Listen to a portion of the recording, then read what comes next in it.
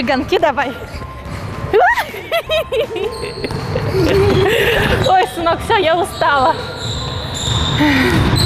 Мама, ты почему так медленно бегаешь? Ты же взрослая.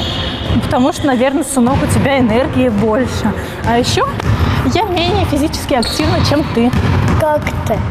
Но физически активно это, наверное, когда много в бассейн ходят, когда бегают много, когда зарядку делают постоянно, когда работают руки, ноги, сердечко, когда нету вот такой одышки, как у меня. Видишь, как мне тяжело дышать, а ты спокойно дышишь. И вообще, говоря о физической активности, я сразу задумываюсь о здоровье. Здоровье меня, здоровье моих детей, здоровье моего мужа. Я очень хочу жить долго и счастливо в здоровом теле, чтобы встретить свою старость рядом со своим мужем, чтобы увидеть, как растут мои дети, мои внуки и даже мои правнуки. И сегодня я, Евгения, в своей передаче «Мама в клубе» приглашаю вас посетить физкультурно-спортивный комплекс «Локомотив» и поговорить о физическом развитии наших детей и нас самих. Любой вид спорта оздоравливает наш организм. А как же воздействует гиревой спорт? Это мы узнаем у Владимира Александровича. Здравствуйте. Здравствуйте. Гиревой спорт, я бы его назвал даже лечебным видом спорта. На своем собственном примере я могу это сказать, что в молодости я работал кузнецом и заработал профессиональное заболевание пояснично-крестцовый радикулит. И он меня в 39 лет начал мучить. Я лечился по всему Советскому Союзу, ездил тогда. И грязи принимал, и ванны радоновые, и все остальное, ничего не помогало. Потом, значит, один врач в Ялте посоветовал мне заняться всерьез физкультурой. Я в 45 лет занялся гиревым спортом. И где-то года через 3 я забыл, что такое радикулит. Ко мне в секцию приводят родителей детей с искривленным позвоночником, со сколиозом. Через полгода занятий гиревым спортом позвоночник у ребятишек становится прямой, как гитарная струна. Да, это я ответственно заявляю. А дети какого возраста занимаются? Согласно государственному стандарту, а также санитарных норм и правил, гиревым спортом может заниматься с 10 лет. Гиревым спортом занимаются не только мальчики, но и девочки. Вот 3 дня назад, 24 марта, в городе Чебоксарах проходили соревнования на призы мастера спорта России с именем Владимира Петровича, кстати, уроженца села Табурданово. И там выступали 10-летние мальчики и девочки. Ну вот вы рассказали, что ходят дети, а Да. взрослые ходят, ну, может быть, папа с сыновьями. Ходят и взрослые. Я еще когда работал в 17-м училище директором, ко мне в секцию ходил Петров Виталий Николаевич. А он выполнил норматив кандидата в мастера спорта, и было присвоено это звание. В настоящее время в секцию ходит его сын Александр Витальевич Петров. Он имеет первый взрослый спортивный разряд, учится в Канашском педагогическом колледже, мой воспитанник. То есть получается? Да, а из девочек, если вы обратили внимание на уходе, спортивная гордость спортивной школы, если можно так сказать. И там, значит, и девочки Михайлова Татьяна, кандидат в мастера спорта по гирям. Она вообще первый кандидат спорта в нашей спортивной школе. Среди девочек. Среди девочек, да. Стоит мамочкам ходить? Конечно, гиревой спорт, как и любой вид спорта, укрепляет организм, укрепляет сердечно-сосудистую систему и опорно-двигательный аппарат. Потому что у меня гири есть любого веса, начиная с 4 килограмм до 16 через 2 килограмма, с 16 до 32 через 4 килограмма. Поэтому, согласно своему здоровью и уровню подготовленности, тренированности, выбирают гири любого веса. Можно 6 килограмм, можно 8, 10, 12 и так далее. И больше по возрасту. Да. Угу. А, допустим, заниматься нужно обязательно с тренером? Желательно с тренером. Без тренера толку не будет. Угу. Ну и опасно, наверное. Естественно. Перегрузку, если на себя. Да, потому что тренер дозированную нагрузку дает. Постепенно нагрузку, постепенно дает. Ну что ж, раз и мамочкам тоже можно, тогда, думаю, я попробую немножечко заняться гиревым спортом.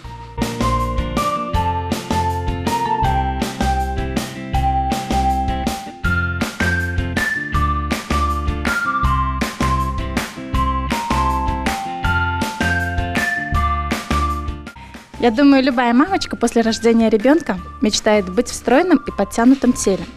Но не всегда это получается легко. И порой нам приходится обращаться за помощью к специалистам. Сергей Юрьевич, можно ли к вам обратиться с таким вопросом? Да, можно. Я здесь работаю с 2012 года, так что приходите. Я каждому объясню индивидуально, как заниматься, пропишу план питания, план тренировок. Так что welcome. А со скольки лет можно приходить? Ну, желательно, конечно, когда уже закрыта зона роста, то есть ближе, наверное, к 16-17 годам. То есть, как бы, когда уже позвоночник и кости сформированы. У меня есть подруги, которые являются кормящими мамами и которые хотят постройнеть, похудеть. Можно ли им в тренажерный зал? Ну, кормящим матерям я бы, конечно, не советовал сразу идти в спортзал, пока они кормят грудью. То есть надо посмотреть, проверить свой гормональный статус, сдать кровь на гормоны, а потом уже прийти с анализами, мне показать, чтобы я посмотрел эти референсные значения и мог заниматься с каждой индивидуально. То есть после консультации врача? Да, обязательно, только после консультации врача и после анализов. Правильно я понимаю, что сюда может прийти любой, тот, кто хочет похудеть, тот, кто хочет подкорректировать свою фигуру и так далее? Да, все верно. Мы, как говорится, рады всем, кто к нам приходит, и мужчины, и женщины, и бабушки, и дедушки. Вот. Тренажеров у нас масса, так что можно и прокачаться, и похудеть. Заниматься нужно обязательно с тренером?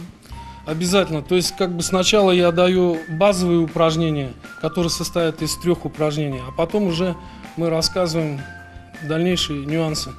А питание полностью прописываете вы? Да, у меня входит это в программу, в персональную. То есть я еще даю 10 занятий, плюс программу питания, которая рассчитывается индивидуально для каждого, исходя из роста, веса и возраста. Ну, физиологические особенности. Да, физиологические особенности. Я подбираю колораж, прописываю это на каждый день. И вот так вот как-то человек начинает худеть. Ну что ж, мамы, папы и подростки, начиная с 16 лет, как сказал Сергей Юрьевич, welcome в тренажерный зал, подтягивать, стройнеть и хорошо себя чувствовать. И как раз здесь я встретилась с мамой 3 детей. Наталья, что тебя привело в спортзал? Расскажи. Я пришла с целью не похудеть. Я пришла с такой целью, чтобы поддержать мышцы в тонусе, чтобы быть в форме, подтянутой быть и как бы пример для своих детей. И плюс я еще совмещаю одну тренировку с другой. Сын занимается футболом, я занимаюсь здесь в тренажерном зале. Очень удобно. Время просто так не проходит. Да, время сколько? Да, сколько. Очень мне нравится. Все мы знаем, что плавание – это расслабляющий и очень приятный вид спорта. В плавании мы восполняем свои силы. Татьяна Николаевна, всем известно, что плавание очень полезно. Расскажите нам, чем? Да, вы знаете, я с вами согласна, потому что плавание, такой вид спорта, он развивает позвоночник, он развивает дыхание, потому что мы по жизни ходим в другом положении, а на плавании мы находимся в другом положении. И поэтому самое главное, чтобы позвоночники у нас как-то растягивались здесь. И вот плавание именно это дает, растягивание позвоночников. И вы знаете, наверное, я согласна с вами, что это, несомненно, плавание самый хороший вид спорта, оздоровительный, я хочу сказать, на самом деле. Татьяна Николаевна, вы у нас тренер. Да. И всем известно, что у вас очень много ребят, которые занимают призовые места. Да. Расскажите нам про тренировки, как ребята занимаются, что именно выполняют в секции постоянно. А вы знаете, я даю такую нагрузку, потому что плавание нужно занимать еще призовые места. Мы выезжаем на чемпионат и первенство Чувашской республики. И чтобы занять там призовые места, нужно тренироваться и тренироваться. Поэтому у меня с 18:00 до 18:30 я оставляю только самых хороших учеников, которые должны защищать честь и гордость города Канаш. Я горжусь ими. На самом деле у меня такие ученики есть, типа как Ватяков Александр, Егоров Андрей, Дадюков Сережа, так, Мишакова Татьяна. Суранова Татьяна, на самом деле Абрамова Катя, где они участвуют постоянно и занимают призовые места. А родители принимают активное участие? Вы знаете, у меня родители, наверное, самые классные по сравнению с остальными секциями. На самом деле, они приходят на все соревнования. Вы бы только видели, если бы приехали ко мне на секцию плавания и на соревнования. У меня парад, когда проходит в спортзале, у меня полностью спортзал забит родителями. Поэтому я хочу слова благодарности сказать своим родителям, то, что они заинтересованы результатами именно своих детей. Но тут, наверное, очень важно, чтобы именно родители поддерживали своего ребенка. Ну да. Вы понимаете, когда родители поддерживают своего ребенка и интересуются его результатами, это, знаете, наверное, 99%, что успех ребенка, да, это очень много значит. Ну и как я узнала со слов тренера, секцию можно посещать с 8 лет родителям. Если хотите, приходите и приводите своих детишек. Ну а если ваш ребенок еще не умеет плавать, то вам нужно Владислав Иванович. Владислав Иванович, понятно, что каждый родитель хочет, чтобы его ребенок был развит, чтобы были у него спортивные достижения, но ведь начинается все с основ, это с обучения плаванию. Вы занимаетесь обучением детишек со скольки лет? 6 лет. Но можно заниматься и с 4, с 3. Даже вот пришла девочка с 2 лет, уже навык плавания у нее уже есть. Вообще ребенок рождается, и уже навык плавания у нее есть, у ребенка есть. Просто надо вовремя это поддержать и совершенствовать этот навык. И ребенок будет плавать.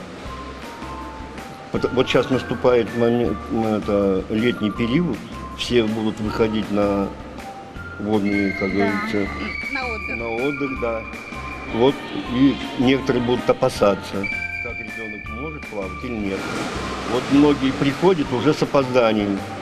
Надо вовремя приходить. Когда ребенок хочет уже плавать, вот тогда надо и приводить его сюда к нам. Миша как раз занимается с 4 лет. Не страшно плавать? Нет. Трудно? Да. Да? Нравится, как занимается Владислав Иванович? Да. А что-нибудь хочешь сказать? Да. Что? Ребят, приходите учиться плавать. Ну и раз уж мы сегодня посетили бассейн, то как же здесь не поплавать?